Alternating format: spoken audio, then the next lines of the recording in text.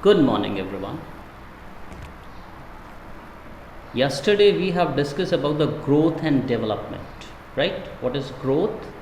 What is growth? Means your size, your length, your dimensions. You can see this. This is your growth, right? आपका height बढ़ रहा है, आपका size, आपका body weight बढ़ रहा है, तो these things come under the growth. Your muscle form हो रहे हैं, तो and we can see it. Growth we can see it very clearly, right? Growth को हम देख सकते हैं, we can see the growth,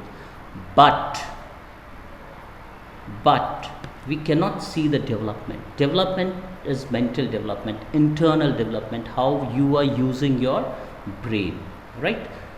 Growth, it'll you can see your growing period, right, from the very first. Hello, hello, hello. And development, the mental development, everybody knows what is the mental development, the application of mind. If any situation is there, so how you are going to deal the situation, and if any awkward situation is there, so how you are going to change that awkward situation into a favorable one. This is known as the mental development, or rather you can say this is the your mental capabilities, right? This is your capabilities, that how you are going to change the thing, how you are going to change the situation, a situation which is against you, situation which is against you, and you have changes that situation, and change how you have changed the situation into your favor. तो जो चीज़ आपके against थी उसको आपने अपने favour में कर लिया, तो बाय फोर्स नहीं किया, with your mental power, mental capabilities, mental strength.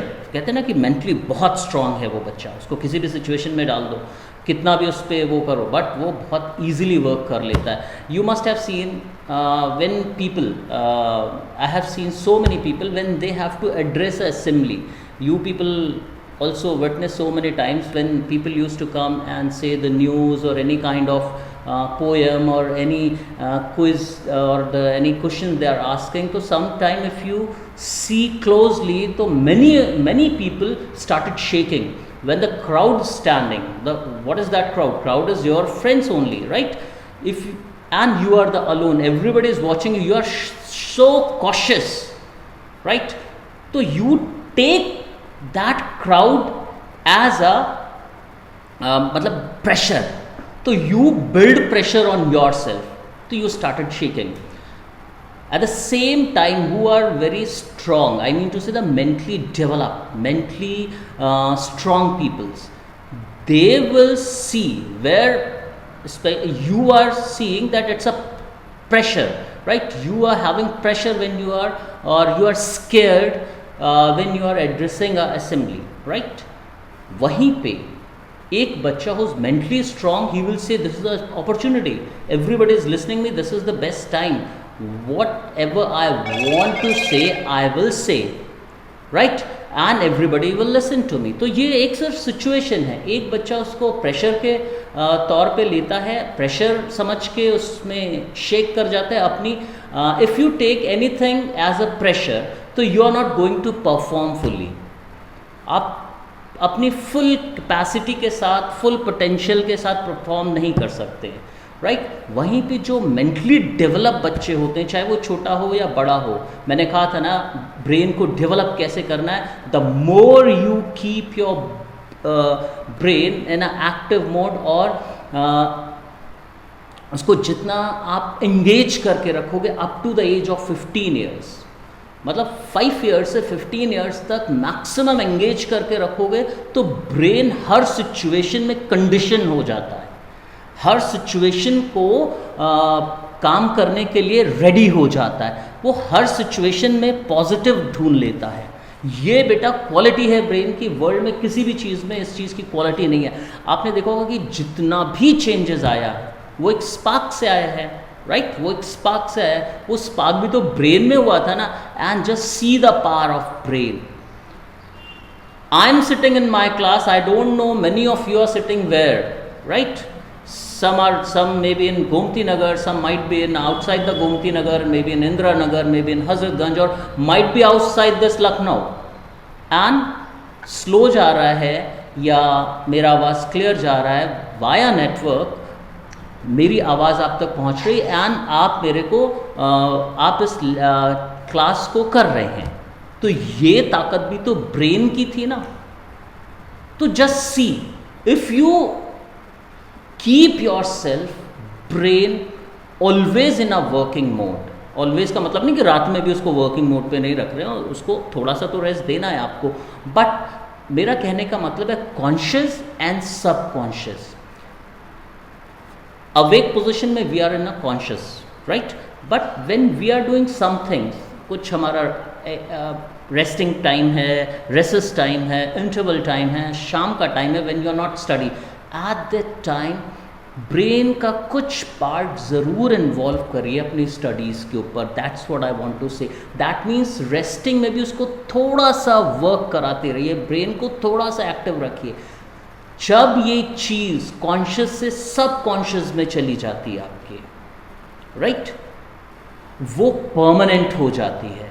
और जब आपका कोई भी आंसर, कोई भी फॉर्मूला, उसको कैसे डराइव करना है, उसको कैसे सॉल्व करना है, उसका कॉन्सेप्ट क्लियर हो गया और वो सब कॉन्शियस में चला गया. आपसे कोई सोते हुए पूछेगा ना, if you are sleeping, oh get up and just tell me what is this, तो इमीडिएटली आप थोड़ा उसको बताएंगे. देन जब आप पूरी तरह से आ जाएंगे तो पूरा बता देंगे. बट आप ज़ीरो नहीं होंगे, आप ब्लैंक कभी नहीं होंगे.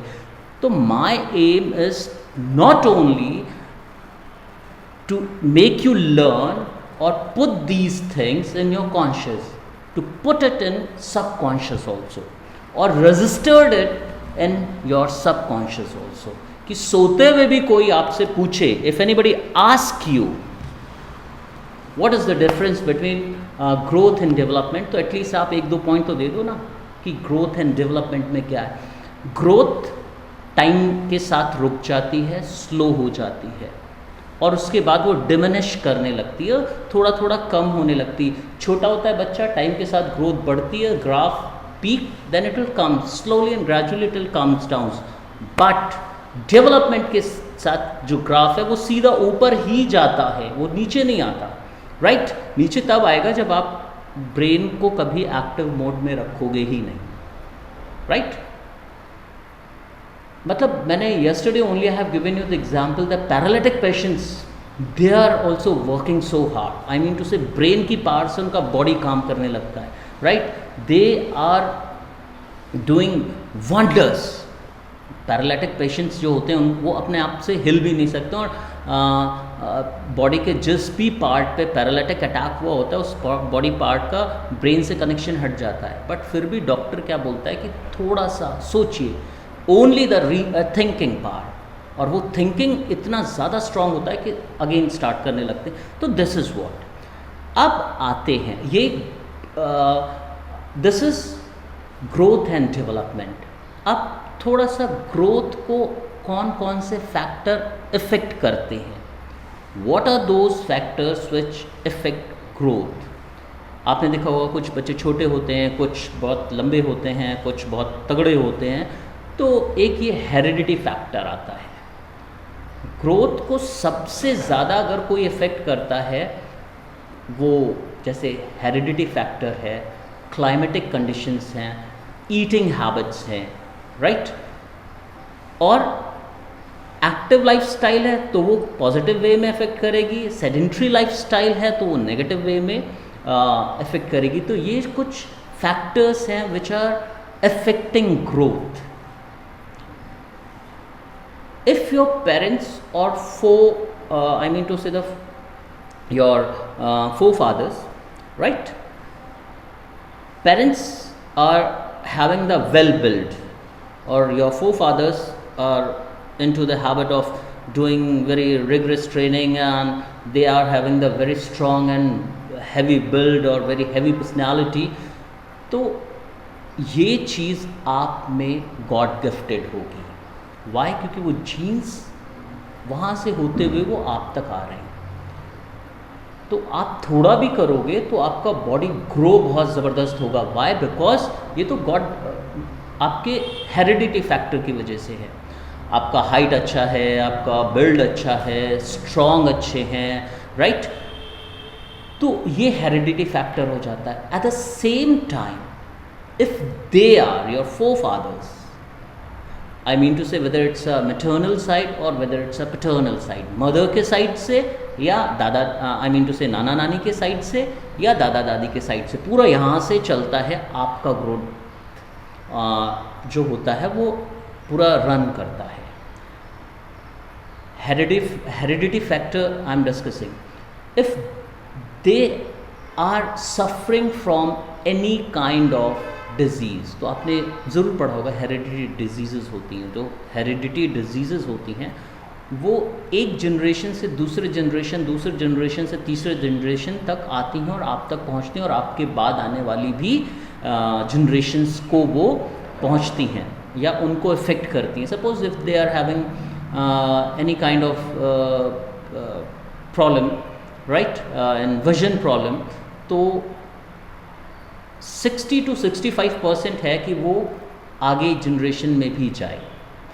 और सबसे ज़्यादा जो आपको देखने में मिलता है कि किस तरह का दैट वेट गेनिंग प्रॉब्लम होता है, ओबीज वाला प्रॉब्लम होता है, राइट? तो आपने बहुत बार सुना होगा, you must have heard so many times that I am not eating then also I am gaining. हम तो पानी भी पीते हैं तब भी हमारा वेट बढ़ता है। तो दीज टाइप ऑफ थिंग, वो आपका पानी नहीं बढ़ा रहा है, वो तो पहले से वो इन्वेस्टमेंट करे जा चुके हैं, उसका तो आप इंटरेस्ट आपको मिल रहा है, राइट? तो पानी नहीं, तो ये हेरिडिटी फैक्टर है। और at the very same time if your grand parents, your forefathers are very well disciplined, organized, they have a very good personality, strong build, their broad bones, strong muscles, तो automatically you will do only 2 push-ups and you will get the maximum result. At the same time another is doing 10 push-ups and they are not getting the result what you are getting. तो वो कहते हैं तुम्हारा तो God gifted है। God gifted, हाँ, you can say your forefathers और your grand parents are your God.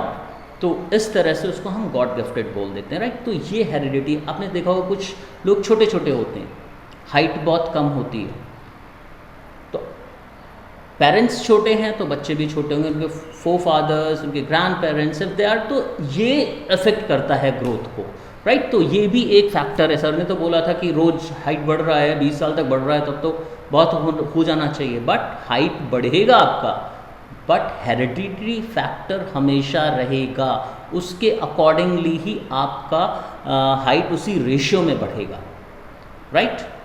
अगर आपके घर में सब 6+ हैं, 6 फीट प्लस में हैं, तो आप भी हो सकता है 7 में पहुंच जाएं 3 जनरेशन के बाद, राइट?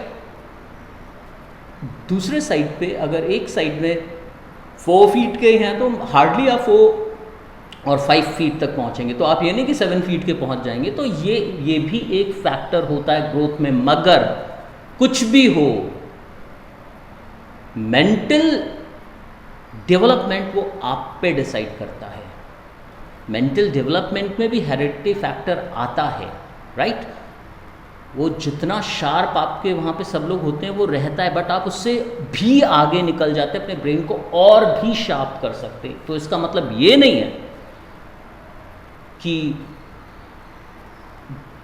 जो लोग मेंटली इतने स्ट्रांग नहीं हैं, मेंटली इतने डेवलप नहीं हैं, तो उनकी जो यंग जनरेशन, उनके बाद जो यंग जनरेशन आई है, सपोज करिए कि forefathers are not so mentally sharp, तो उनका जो यंग जनरेशन है वो शार्प नहीं हो सकता। यहाँ पे थोड़ा कॉन्ट्रडिक्टरी है।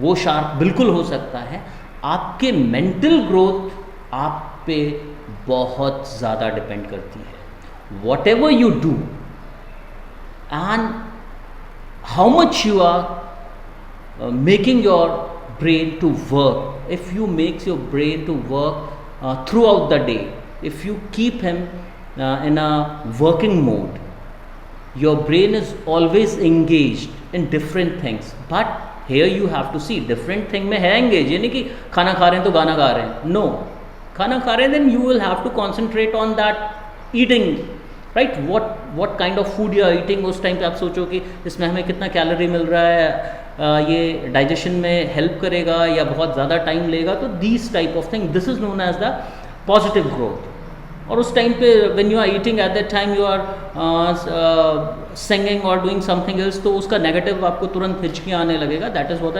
Negative things, right.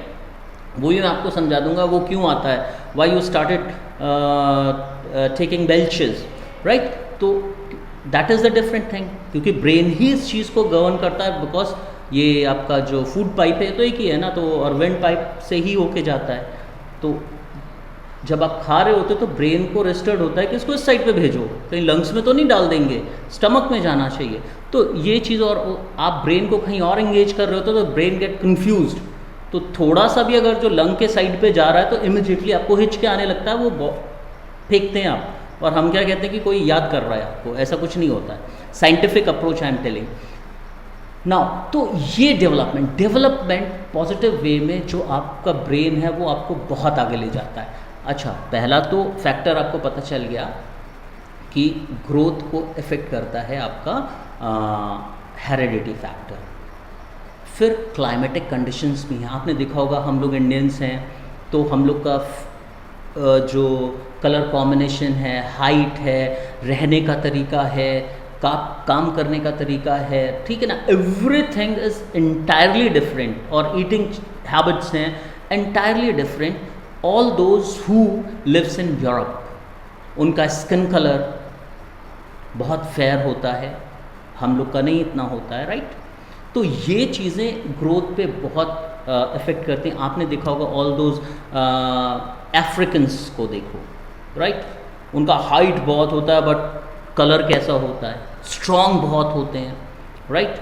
वो उनका क्लाइमेटिक कंडीशन के और उनके बाल कभी आप लंबे नहीं देखेंगे, वो अंदर ही कर्ली होते चले जाते हैं, राइट। तो उनका क्लाइमेटिक कंडीशन वैसा है। तो ग्रोथ पे क्लाइमेटिक कंडीशंस भी बहुत ज़्यादा, आप right from the beginning you have taken birth, you are an Indian, you have taken birth in India, and after the birth आपको यूरोप में डाल दिया गया, आपको किसी यूरोपियन कंट्री में रहने के लिए आपके पेरेंट्स चले जाते हैं, तो आप भी चले जाओगे। तो आप देखेंगे आपका एक्सेंट, आपका कलर, आपका बॉडी स्ट्रक्चर टोटली चेंज हो जाएगा। आप इंडिया में जो आपके लोग हैं उनसे इंटायरली डिफरेंट दिखेंगे। Are you getting what I am saying? तो आपका कलर, आपका बात करने का तरीका, आपका प्रोनाउंसिएशन, काम करने का तरीका, किसी भी चीज़ को होल्ड करने का तरीका इंटायरली चेंज हो जाएगा। क्यों? क्योंकि आप इस कंडीशंस में रहे नहीं हैं, तो बॉडी ने उस कंडीशन को अडॉप्ट किया ही नहीं है। तो एक आपका जो, अरे यार क्या, now the next is gender. तो आपके ग्रोथ को जेंडर, मेल फीमेल, तो उनका ग्रोथ आपने देखा है एकदम अलग तरीके से होता है। You can identify very easily कि ये बॉय है, ये गर्ल है, राइट। तो ग्रोथ इस पे भी बहुत डिपेंड करता है, राइट।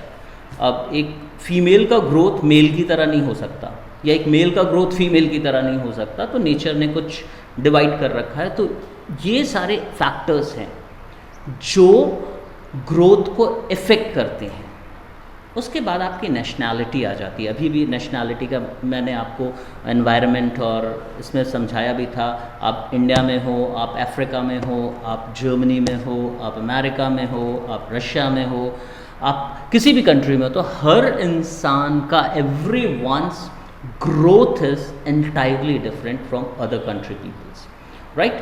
वो वहाँ के एनवायरनमेंट के अकॉर्डिंगली होता है। तो एक नेशनैलिटी भी आ जाता है। वी आर इंडियंस, तो हमारा बात करने का तरीका, if we have to welcome तो हम ऐसे करते हैं, और बाकियों का अलग अलग तरीका होता है। तो वो भी एक ग्रोथ का पार्ट होता है। वी यूज टू लर्न, वो जो प्रैक्टिकल एक्टिविटीज़ भी हैं, दैट वी ऑल्सो लर्न। तो this also come under the heading of growth. तो एक नेशनैलिटी, आप किस नेशन को बिलोंग करते हो, आप किस कंट्री को बिलोंग करते हो, वो भी आपके ग्रोथ पे बहुत ज़्यादा इफ़ेक्ट करती है। इसके बाद after that very very important is your diet, nutritions, right, calories। आप रहते तो हैं इंडिया में, बट आपको प्रॉपर फूड नहीं मिल रहा है, तो can you believe that your growth will be up to the mark? No, your growth will be affected. आप रहते तो इंडिया में हो और आप जो खाना खाते हो वो यूरोपियन स्टाइल में खाते हो, और वहाँ का खाना आपको पता है कि उनमें चीज़ और बटर और इस तरह की चीज़, मतलब फैट रिच खाना होता है। Why I am discussing this? Why? Because that is a cold reason.